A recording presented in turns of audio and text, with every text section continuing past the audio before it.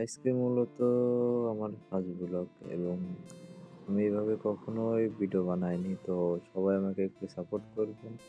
তো আমিও আমার ফ্রেন্ড ২ জন মিলে আজকে একটু ঘুরতে বেরিয়েছিলাম সকালবেলা। কারণ আমাদের রুমে একটু সমস্যার কারণে আমরা বাইরে বেরোয়ছিলাম। সারারাত ডিউটি করার পরেও এখনো ঘুমাতে পারিনি। তো এজন্যই মূলত বাইরে বেড়ানো। তারপরে ২ জন মিলে ভাবলাম যে একটু ভিডিও বানাই নিই। এভাবে ভিডিও বানানো কখনো সম্ভব হয়ে ওঠে না। কারণ ডিউটি অনেক চাপ থাকে, এজন্য ভিডিও বানানো হয় না। তো এখন ডিউটির পাশাপাশি যেটুকু সময় পাবো ইনশাআল্লাহ ভিডিও বানাবো। তো সবাই একটু সাপোর্ট করবেন। সাপোর্ট করে পাশেই থাকবেন। তো আজকে দুজনে হাঁটতে অনেক হাসি-ঠাট্টা করছিলাম। সে আমাকে বলছিল যে, "এভাবে ভিডিও বানাইলে মানুষ কি বলবে?" বা যা হোক। এটা এরকমভাবে কথা বলছিল, মানে মজা করে সে বলছিল। তো আমি বলছিলাম, "যা হবে, হবে দেখা যাবে। এখন থেকে এভাবে ভিডিও বানাবো।" সে বলছিল, "হ্যাঁ, আস্তে আস্তে সবকিছুই ঠিক হয়ে যাবে।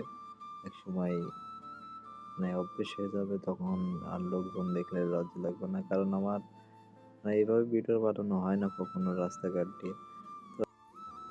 তো মনের ভিতরে কেমন একটা লাগছিল যেন, মানুষজন দেখলে যেন কেমন একটা মানে কি বলবো সেটা আমি বলে বোঝাতে পারছি না। সেরকম একটা মানে মনের ভিতরে অন্যরকম ফিলিংস আসছিল।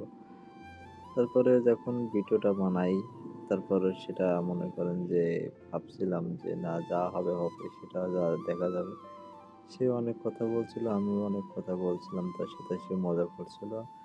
আর আমরা সবসময় একসাথে থাকি একদম। সে যে মানে আমার ফ্রেন্ড সেটা বোঝা যায় না। আমরা যখন একসাথে কাজ করি অনেক দুষ্টুমি করি কাজের মাঝে। আর আমরা হাঁটতে অনেক দূরে গেছিলাম। সাইডে আমাদের আরো ৩ জন রুমমেট ছিল, দেখা যাচ্ছিল। তারা আমাদের অনেকক্ষণ ধরে ফোন দিচ্ছিল, আমাদের খুঁজে পাচ্ছিল না। আমরা সাইডে হাঁটতে অনেক দূর চলে গেছিলাম। তো এজন্য মূলত আমরা ফিরে আসি। তারপরে আমার সাথে যে বন্ধুটা ছিল সে আমার বলছিল যে, আমাদের রুমের ওই সাইডে একটু সুন্দর জায়গা আছে, সেদিকে চলো, ওইদিকে যেয়ে একটু বসে থাকবানে বা ছবি-টবি তুলবানে।" সেজন্য আবার ওইদিকেই রওনা হই। আসল কথা হচ্ছে এভাবে কখনো ঘোরা হয় না, কারণ মালয়েশিয়ায় অবস্থা অনেকটাই খারাপ। আর মালয়েশিয়া এখন যে ইমিগ্রেশনে যেভাবে রেট দিচ্ছে সেটা হলো অনেক খারাপ, আপনারা অনেকেই জানেন। আর মালয়েশিয়ার পুলিশে অনেক ঝামেলা করে, এই জন্য আমরা মানে বাইরে বাড়াই না। আমাদের নিষেধ আছে যে বাইরে বাড়ানো।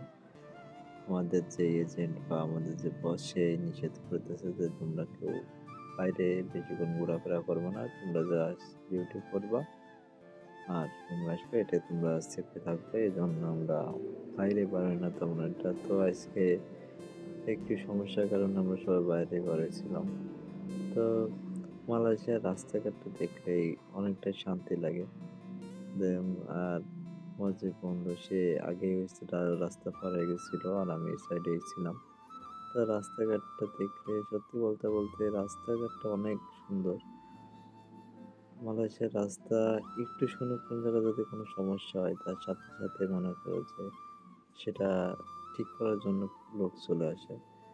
আর রাস্তাঘাটে যে ভিউ, এই ভিউ দেখলে তো মনে করেন তো মনটা পুরো জুড়ায় যায়।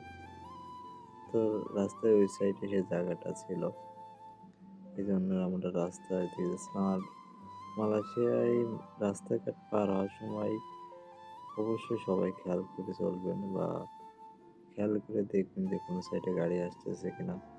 কারণ এখানে কোনো সময় আপনাকে যে বাংলাদেশের মতন একটা গাড়ি আসতেছে আপনি হুট করে চলে যাবেন বা দৌড় মারবেন, এভাবে চলাফেরা করা ঠিক না তখন। কারণ এখানে এত সুন্দর রাস্তা বলে এরা অতিরিক্ত জোরে চলে। তো আজকে ভিডিওটা এই পর্যন্তই। তো নেক্সট কোনো ভিডিওতে আবার দেখা হবে ইনশাল্লাহ। সবাই দোয়া করবেন ও পাশে থাকবেন আশা করি। আল্লাহ হাফেজ।